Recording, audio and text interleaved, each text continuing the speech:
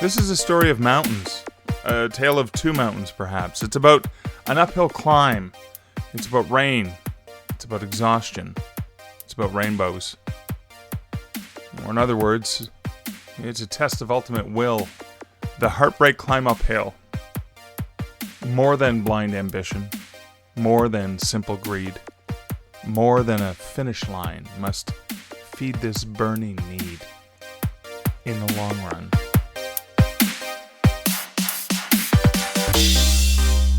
Welcome to the Stark Reflections on Writing and Publishing podcast. There has never been a better time for writers. More information, options, and opportunities are available to you, but navigating these requires insight. Join Mark Leslie Lefebvre as he draws upon more than a quarter century of experience as a writer, a bookseller, and a trusted book industry consultant to explore and reflect on the writing and publishing landscape to help you make informed choices on your writer journey.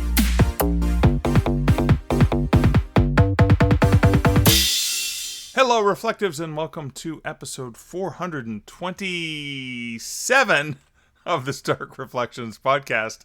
This is your host, Mark Leslie Lefebvre. Today's episode is a solo episode. It is a solo reflection, and it is based on two recent hikes that I did on Canada's western coast and provinces. I'll be getting into that a little bit later. The title I was considering one title for this episode called A Tale of Two Mountains, because I kind of like that, and obviously it's a reference to a Dickens novel, but also I was considering calling it About an Uphill Climb, Rain, Exhaustion, and Rainbows. Maybe I'll call it both. Maybe that will be the title and the subtitle. Do you ever struggle with that? You know what you want to do, you know the story, you know all the essence, but you're like, what's the title? What do I need to do for the title that captures what I'm about to share? But it's some personal reflections. I was thinking a lot about this, not only during my experiences, but shortly after those experiences.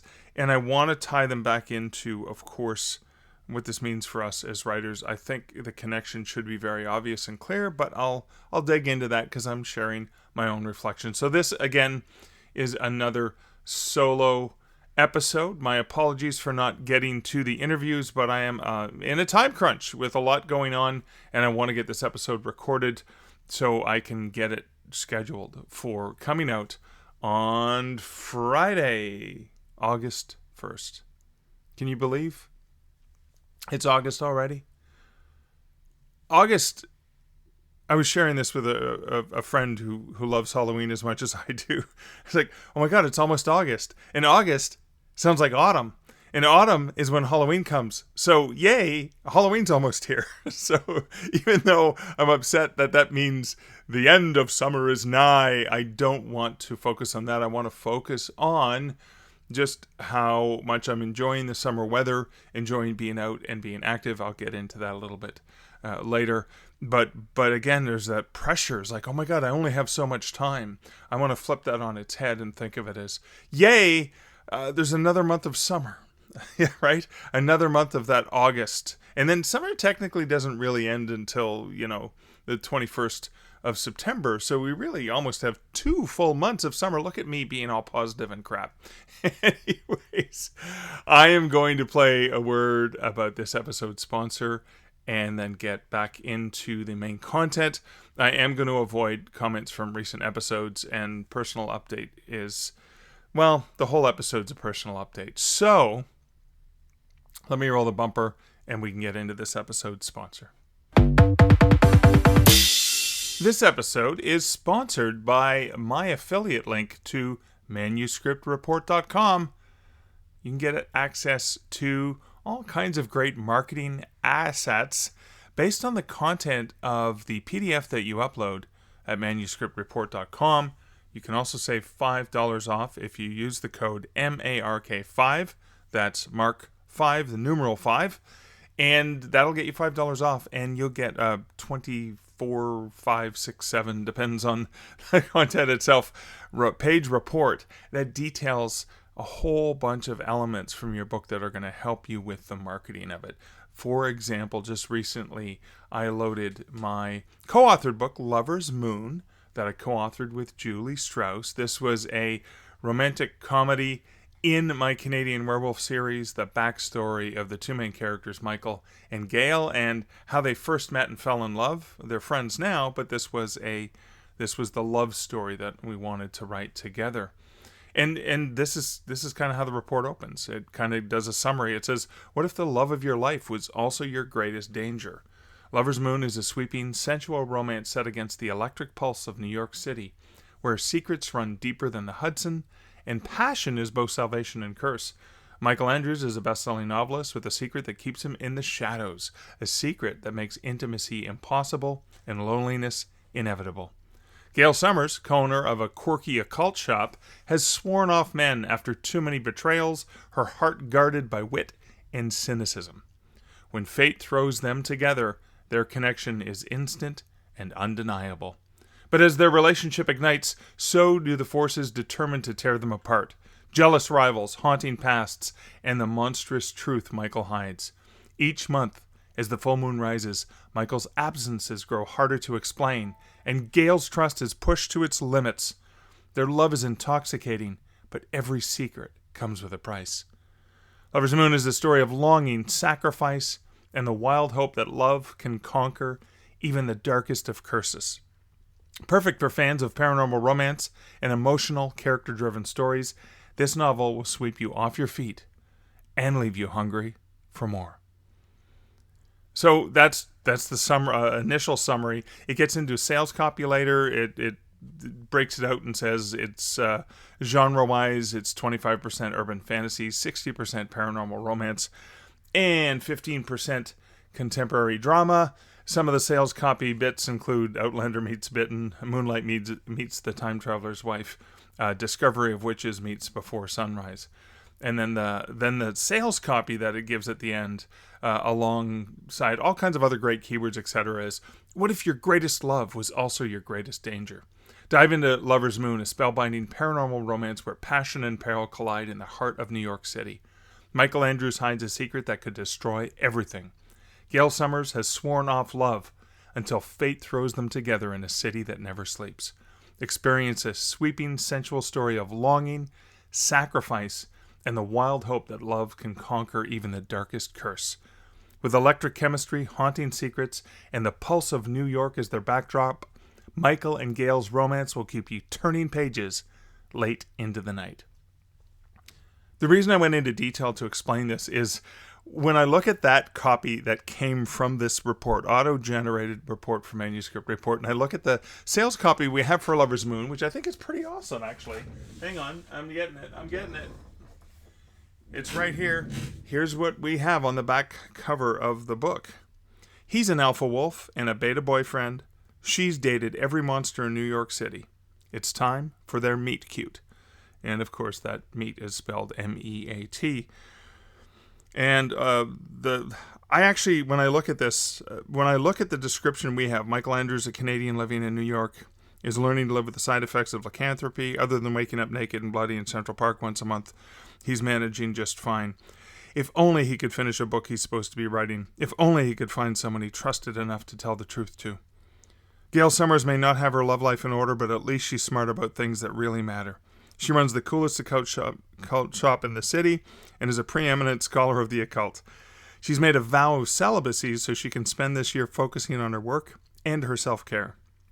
She's even been hired to help out a very famous and very sexy horror author. As a new era in the Canadian werewolf saga begins, Lover's Moon flashes back to the romantic and comedic story of how Michael and Gail first met and fell in love back in the summer of 2011. Told through both Michael and Gail's unique perspectives, it also explores Gail's past, introduces new characters, and reveals some of the deeper secrets of both their lives. Now, I think this description we have is pretty good, but I'll be honest with you, I look at what I got from Manuscript Report, and I want to talk to Julie about this, because I think we can make some tweaks. I really like what we did, but we could potentially be a little bit more concise and do some tweaks. And I think I was trying to do too much by explaining where in the series this fits in, because I also ran into a weird thing, and Manuscript Report can't help me with this, but I had some readers who wanted to know the backstory of Michael and Gail. I wanted to tell the story. It became bigger than a story. It became a novel. Julie made it 1,000 times better by being involved. She really brought some great personality traits of Gail that I just didn't see, because I was too in awe and too in love with Gail as a character, just like Michael was. I couldn't see her flaws.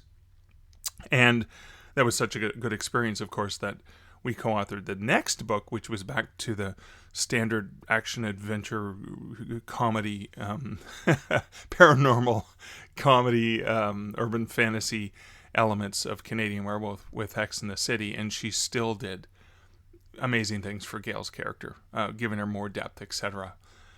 And so I think we did a pretty good job. But when I look at the sales copy and I look at some of the stuff we got from Manuscript Report, I think it's pretty amazing. And that's why I can't shut up about it. And that's why I really think it's worth authors checking out.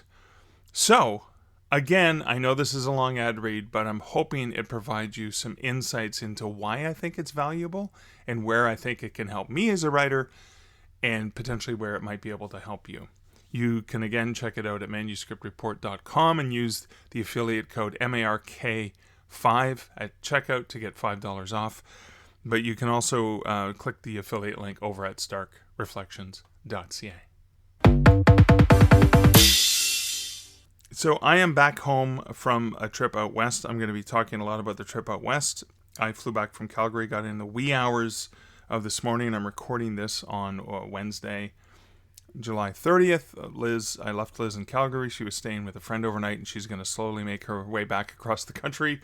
But I'm in town because I'm picking up my buddy Kevin Anderson at the airport. We're going to be going to a Rush Fest. He's a guest of honor there. We're going to be doing a whole bunch of things together over the next few days. And of course, I'm going to be scrambling to get back on track for next week's episode. But the cool thing is after this, Thursday, Friday, Saturday with Kevin, I take him back to the airport on Sunday, and then I'll get back into some of the work that I've been backlogged on. But I'm so thrilled. I'm so excited that I got to spend the last several days on Canada's sort of west coast and sort of moving our way across. It reminds me of just how beautiful our country is, and how little of Canada I've actually had a chance to experience. Earlier, in the late spring, early summer, I did get a chance to go to New Brunswick on a road trip with my best friend Steve, which was amazing.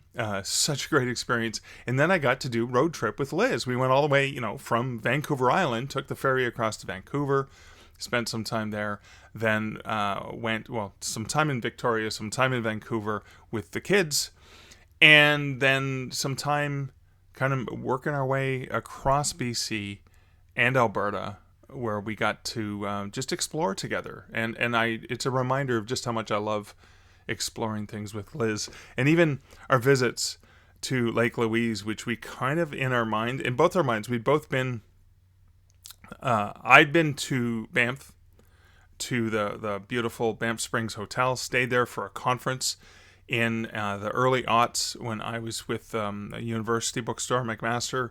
I think one of our first meetings must have been 2007, maybe, that I went to, where I was actually there for a writer's conference, and it was just gorgeous. And we stayed at the Banff Spring Hotel. I remember that specifically. But in my mind, Lake Louise was the backdrop of the Banff Springs Hotel. It wasn't like a drive, like a half-hour drive away.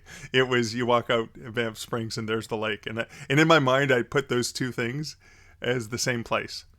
And Liz had done something very similar, where a friend of hers that she's staying with in Calgary, when I was there for a conference, the one day they went out together, and he took her, I think, to Banff. But I don't think they went to the hotel there, but they did end up going to Lake Louise, and in her mind, she put the two of them together. Now, it is all part of Banff National Park, of course, but it was just so funny that it wasn't until yesterday Liz and I, we did Lake Louise, which I'll talk about, and then we went into Banff and had some great beer at a brewery there. As we walked up from the downtown into Banff Springs Hotel and walked around looking for, I was like, yeah, because there's a lake just like Lake Louise. There's a beautiful waterfall and a river that goes behind it, but there is no beautiful lake right there. So anyways, it's funny how two different people can have a similar mismemory of two completely unique experiences we had separately, but we both had these weird memories where we merged them together. And memory can be a funny thing. That's a bit of a reflection there. But speaking of memory, that can be a funny thing. Our perception of things as we're going through difficult times can be interesting, especially the way we see it as we're going through it and the way we see it once we get through it. And that's what I'm going to want to talk about in this episode. But first, just to warn you, I'm going to get all nerdy with Rush, because I think these lyrics from Marathon by Rush are appropriate. So between bumpers, I'm going to read that to you. Okay, this is from the song Marathon by Rush, lyrics by Neil Peart. And this, there's a lot of what I'm going to talk about embedded in this song. And don't worry, I won't try to sing. I cannot hit the notes the way Geddy Lee hits them. Here are the lyrics to Marathon. It's not how fast you can go. The force goes into the flow. If you pick up the beat, you can forget about the heat. More than just survival, more than just a flash, more than just a dotted line, more than just a dash. It's a test of ultimate will, the heartbreak climb uphill.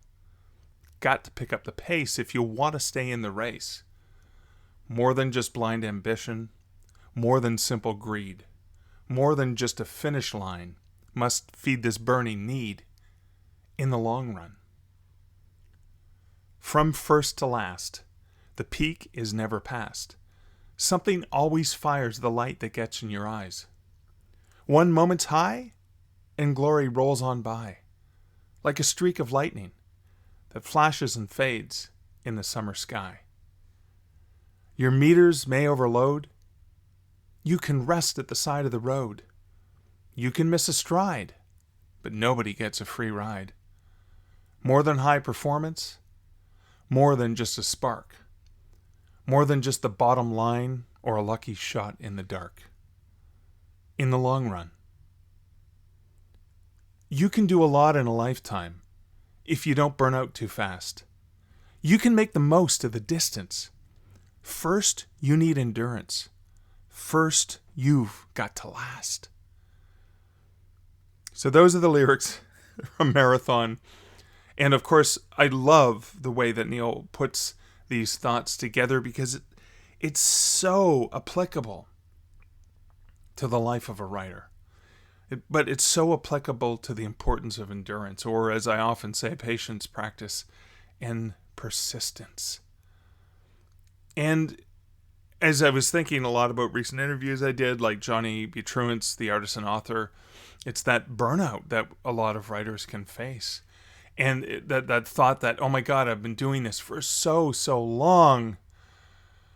Am I ever going to see the end of the tunnel? Am I ever going to get that flash? And that's another important element.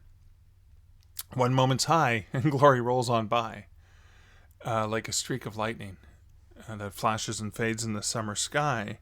And that's just, that often is how it feels. Like, yay, I got a 5-star review, or yay, I hit some top seller list, or yay, the income this month was really great, actually, because those things come and go, right? And that's something I want to talk about.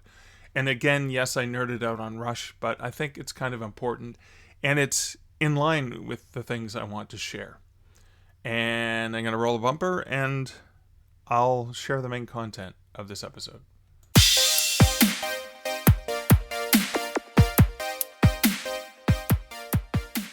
So I love going for hikes. I love the whole Henry David Thoreau back to nature. I'm not as big a camper as Liz is. She really loves camping. I love the camping experience. I love the hiking. I love the nature. I love the wilderness. I love being in nature when I wake up. I'm not as big of a fan of some of the other camping experiences. Maybe I'm a little bit too precious. Maybe I like my king size luxury beds in a 3 or 4 star hotel. Just a little bit too much. But that being said, when we were out west we were in Vancouver for I guess half of an afternoon, an overnight, and then the next day before we got in the car and started heading back east. We met up with Liz's oldest daughter, Danielle, and her partner, Noah. And we had a wonderful dinner at their place. Those kids really know how to cook. And Noah made this, his own crust. It was like a whole wheat crust for a pizza. Made these 2 giant pizzas that we had. And we just had a great time just sitting and chatting with them. And then we went back to our hotel. And then the next day, we picked them up and we went to Grouse Mountain, which is one of the highest peaks near just north of Vancouver, or part of Vancouver, but in North Vancouver. And Grouse Mountain has two specific trails up the mountain. Yeah, you can take the lift and stuff up the mountain for a beautiful view, but there's 2 trails. One of them is the grind, which is a lot harder. It's all mostly stairs all the way up, and the other one, which is a bit easier, is the BCMC Trail, which is British Columbia Mountaineering Club. So that's what BCMC stands for. And the length of the trail is about 2.9 kilometers, which is about 1.8 miles. And the elevation gain is about 750 meters from the bottom of the trail to the top. And so that's about 2,460 feet. Now, the average time it's supposed to take to get up is about 2 to 2.5 hours, and the rating is challenging. And for trail notes, they say steep uphill climb through second growth and old growth forest. And we did this in just about 2 hours, maybe a little under 2 hours, but roughly about 2 hours that we did this. And it was a slog. Now I love hiking, and I'm not that bad at going up, uphill. It's not that bad, but the stairs really took it out of me. And this was really interesting, and it's something that it's an important thing for me. I've always felt, and again, I haven't run in a while, so my endurance and my breath and stuff like that is not where it was even a year ago or more, or 10 years ago when I was regularly running. But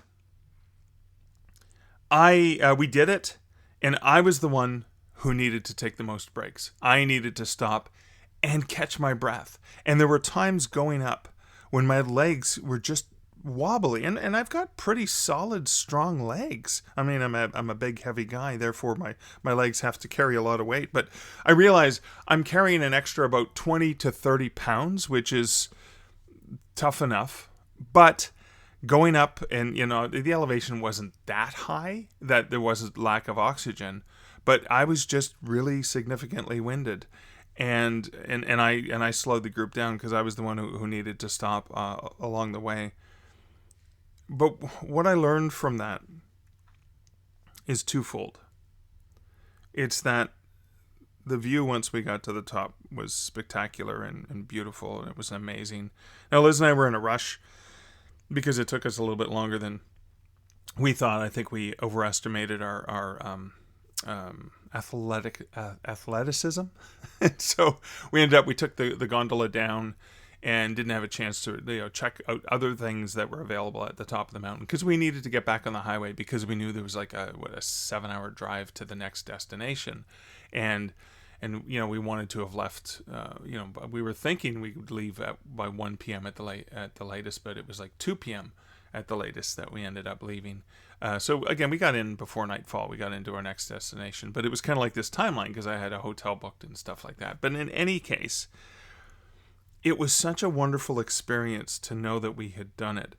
I was disappointed in myself with how many times I had to stop, but I was also stubborn And there were times, because there was a time when we were not even a quarter of the way up, and the kids and Liz said, "Hey, are you going to be able to do this?" Because I was the one who was having the most trouble. It was like, and my response was, "There's no damn way I'm not doing this.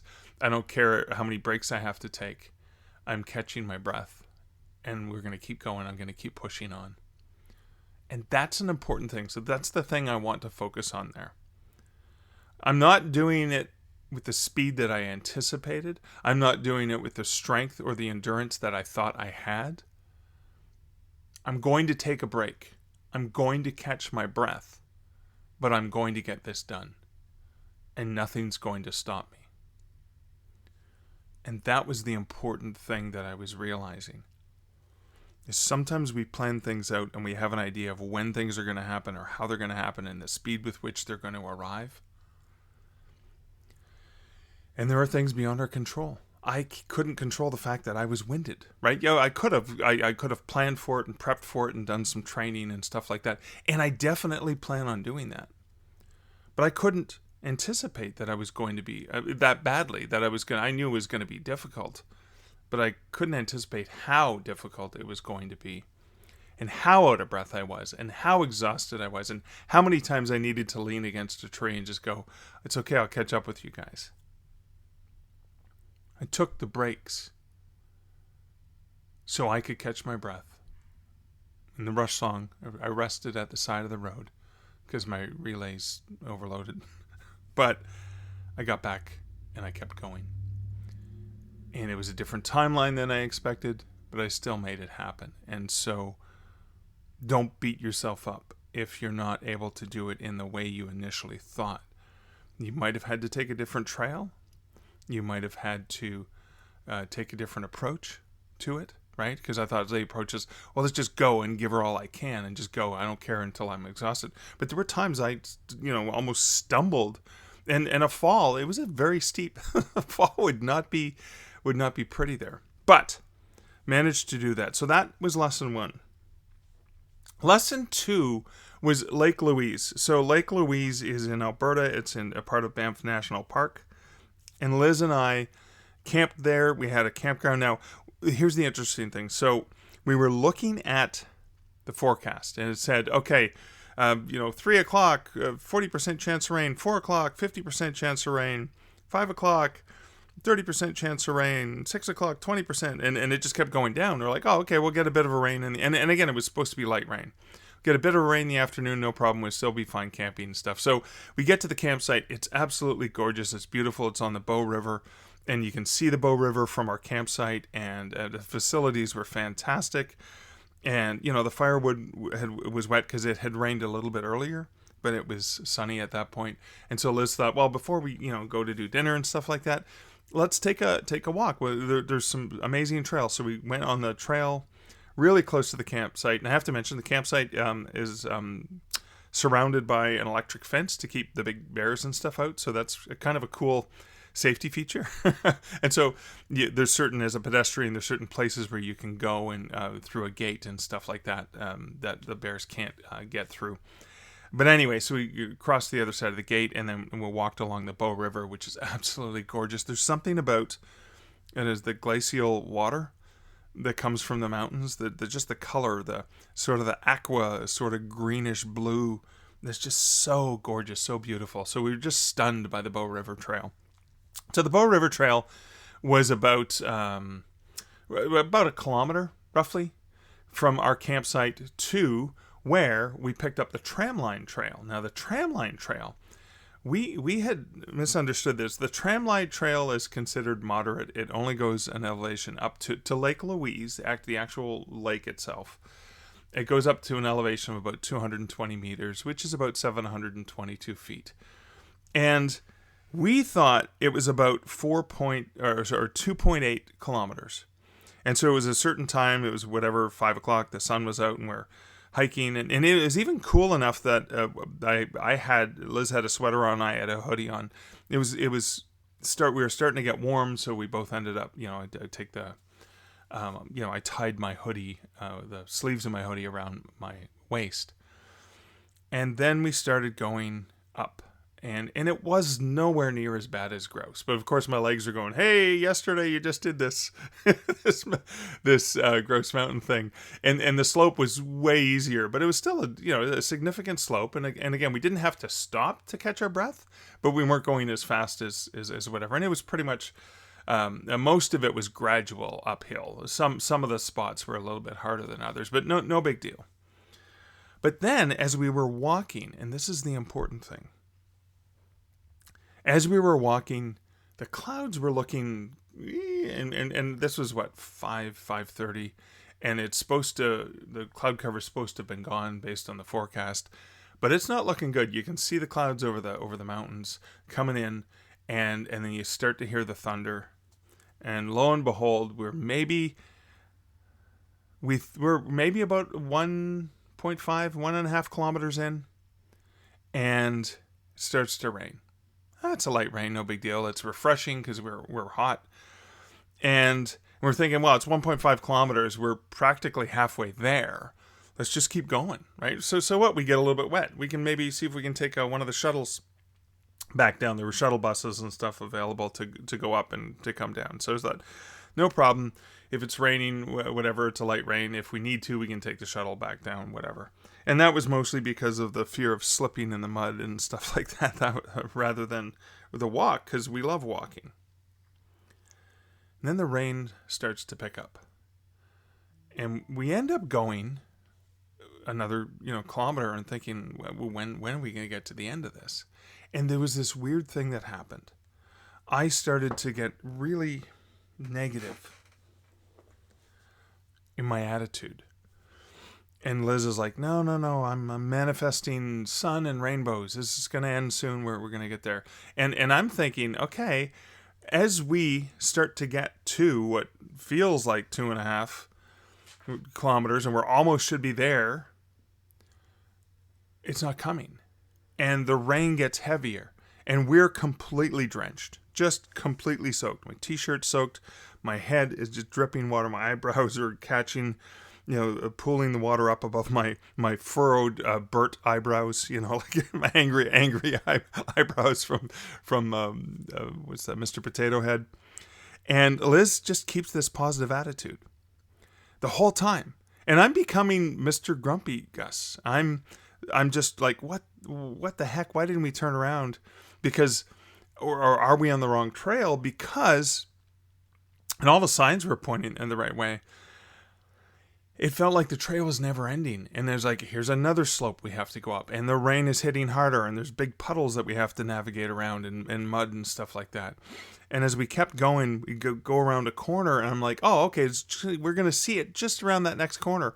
And you get to the corner. And then you see it go another 1/4 kilometer off into the distance. And it doesn't look like there's any opening or there's any clearing that we're getting to the sign. And that happened repeatedly along the trail. And I'm thinking, we've gone way more than 3 kilometers and we're still not there. The trail was actually closer to 4.5 kilometers or so. We had misunderstood when we read the trail signs. So, I mean, almost twice the distance we initially thought. So that was the other thing, is we misestimated that. So you have this anticipation of when it should end, but the anticipation was incorrect because we didn't have the right numbers ahead of time. And with Grouse Mountain, they had a thing of, 1 of 50, 2 of 50, whatever. So we knew exactly how far along the trail we were. But with Lake Louise, we didn't have that. And that caused a bit more anxiety and frustration in me. Again, Liz was positive and upbeat about the whole thing. I got not sour, but I was kind of like frustrated and soaking wet and stuff like that.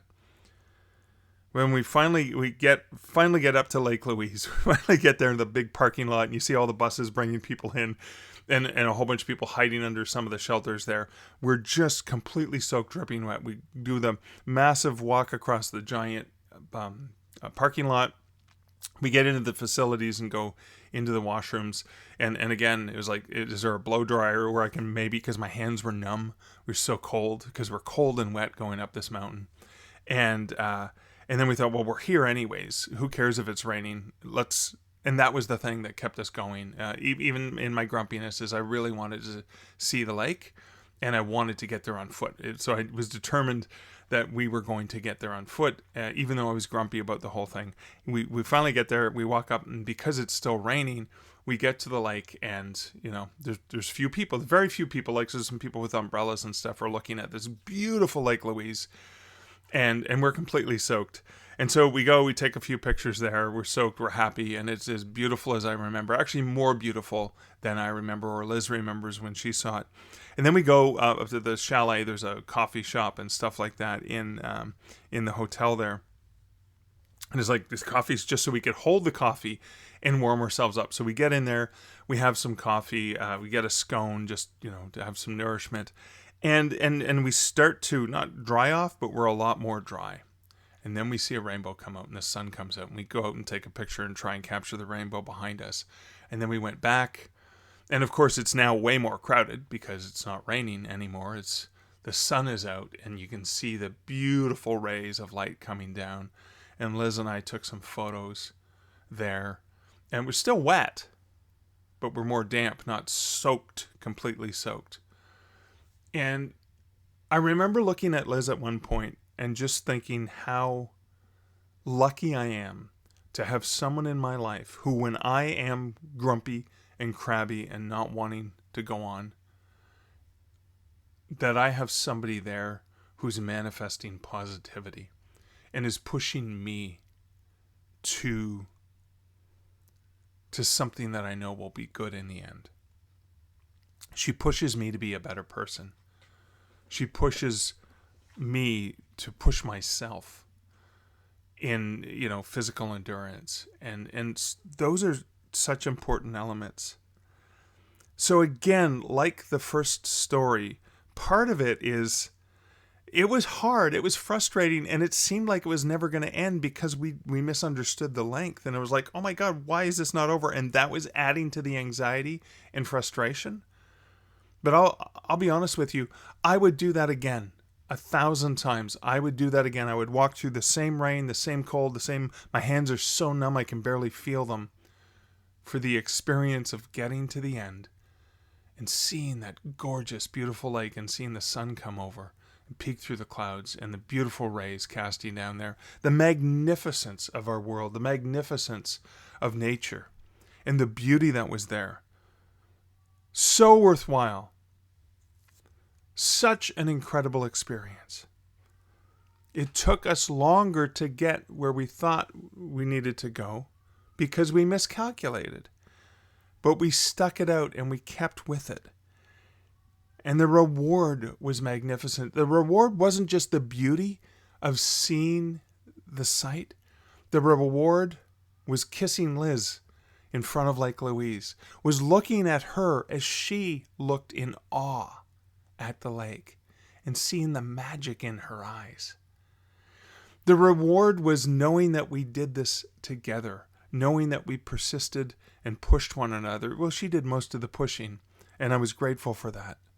But again, I was too stubborn. I remember as drenched, as soaked, and as miserable as I was, I said, I am not going to stop until we get to the lake and we see this. And that's another reminder for the writer journey, is that persistence in, this isn't easy, this is not fun right now. Well, it's kind of fun, We have a story to tell. We have a really fun story to tell with a positive ending. There's so much about that speaks to the writer journey and how it can take different amounts of time to get to the things we want. But the satisfaction of knowing that we propelled ourselves there, that we got there, is really important. And now, I love having a positive spin on things. But, so we walked back down to the campsite. It was sunny by then, started to mostly dry off, and we thought, okay, no problem. We'll be able to start a fire and warm up by the fire. We were camping in our car. We decided not to set up the tent because it was a quick overnight, and it was just easier to sleep in the car and in case it rained again that night. And we got back to the campsite and spent over almost 2 hours trying to get a fire going. And the wood was just so waterlogged, it was almost impossible. Now, some of the kindling was dry enough, or it was not as damp because of where it had been located, that we were actually able to get some of the kindling going.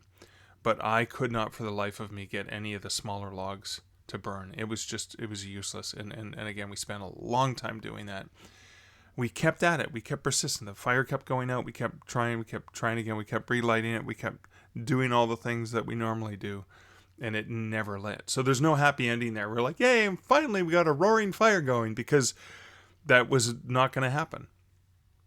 But we did have a small butane stove, and had some chili and some, we'd bought a breadstick and had chili and a breadstick. And I'll be honest with you, it was canned chili because we didn't want to, normally we do camp chili, which is we buy all the different ingredients and just put them in a big giant pot, and it lasts us for several days. We just wanted a simple one meal because we were back on the road again the next morning. And so we just wanted something simple. So it was just a can of, it was actually Campbell's Hot and Spicy. I forget what brand it was, but it was actually pretty decent. She added some more spices to it because she packs lots of different spices in the camping supplies. And it was so absolutely delicious. It was amazing. But so we got some of the warmth and some of the heat from the chili, from the food, from a different source than the one we had been anticipating, which was the campfire. The beautiful roaring campfire is one of the things I love the most about camping. And so normally we would have sat up late and talked around the campfire, and that's just one of my favorite things. In the morning, getting up early and putting on the camp coffee over the fire, and having coffee in front of the campfire, or in the night. But this did not happen. But we still had fun. We had a good conversation. We had our chili, and then we decided, it was getting dark, and we were like, well, may as well just go to bed. Normally, so instead of staying up till 11 or midnight or whatever, we ended up going to bed around 9:30ish or a little after 9:30 when the sun went down. So I managed to get more sleep than I would normally get when I'm camping. So I guess the lesson there was that we got the food and the warmth, a bit of the warmth, because you're standing over that little camp stove, from a source that was different than the source we had anticipated. And that sometimes happens with writing. Sometimes you get the power, you get the power pulse, you get the positivity, you get the help or the assistance from a source outside of what you originally intended. And so the flexibility to be able to adjust and adapt, and to appreciate those things that come along when they come along, is so important for us. But that's it. That's the reflection I wanted to share with you, because I loved being back to nature. I loved this experience. I don't love the attitude I had in the midst of it, but I own it. It was me. Especially when I was miserable and soaked in the rain. I definitely was not a happy camper, and I guess I was a camper at the time. But I'm glad I went through the experience, and I'm glad Liz had the positivity, because that really helped me when I needed it. I had that element that I was able to draw upon, and so it reminds me of a couple things that I learned about myself. And one of the things I learned is I'm not in as good shape as I used to be. And so for me, what's really important is when I go back to Grouse Mountain, I want to either do the BMC trail again and do it in a better time, or do the grind, which is not as far in length, but it's a lot steeper. So it's the same elevation gain, but it's only like 2 kilometers instead of 2.9 kilometers. But it's almost like not straight up, but it's mostly just stairs up, up, up, up, up. And you can time yourself. There's even things you can purchase so you can actually time yourself. And I want to train myself to do more of those hills and the stairs and the climbs, such that when I go back to Grouse Mountain, probably within the next year, I'm going to do Grouse Mountain, and I'm going to do Grouse Mountain in less time than it took me to do the BCMC trail. And that's me trying to set a realistic goal. Now, how am I going to get there? It's going to be small steps. I'm going to continue to go back to the hiking that I love to do on the flatlands here. I'm going to try and do more things, like places where I can do some more elevation. There's local ski hills that, in the summertime are bike trails and hiking trails that I can do more of those. I can say, okay, instead of just doing this flatland walk, I'm just going to go up and down this hill and build up some of my endurance. I'm going to go in Hamilton has some great stairs up and down the Niagara Escarpment. I'm going to do the stairs on Hamilton Mountain and work myself up so I can go all the way up the stairs without ever stopping once to take a break. And I used to be able to do that. Okay, I'm not as young as I used to be when I lived in Hamilton and did that, but I used to be able to do that. Heck, I used to, when I was running, I would run. I would rarely run more than a few flights of the stairs. But I would walk up the rest of the way, or walk really quickly up the stairs and then continue a run when I got to the top. If I can get back to doing stuff like that, I should be in much better condition for Grouse Mountain. So that's the other thing. The other thing is recognizing the deficiencies and where I can improve, going back to the drawing board and saying, okay, in order for me to be able to do this more efficiently, more effectively, I need the training. I need to learn. I need to teach my body. And I have certain goals. So I need to lose X amount of weight, and I need to also do these kinds of activities. So I'm hoping I wasn't too blatant in drawing the parallels between this experience and the writing experience. But I'm hoping it was useful for you, because I know it was definitely useful for me. How about you? What sort of things do you reflect on when I talked about Grouse Mountain and Lake Louise and the various activities? Are there parallels to your own experience in writing? Love to hear them. You can always leave those over at starkreflections.ca or the usual ways that you can comment on episodes. Other than that, that is it for this episode, these reflections. Thank you so much for listening. I really do appreciate having your ear to bend as I reflect on these recent hikes that I took and how it relates to the writing life.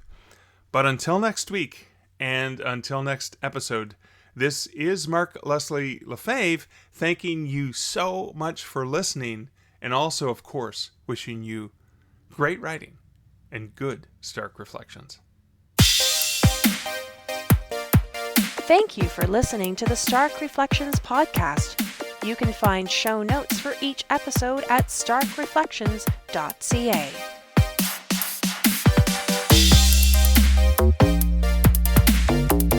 The music for this podcast, Laser Groove, was composed and produced by Kevin MacLeod. Check out more of Kevin's great music at incomptech.com.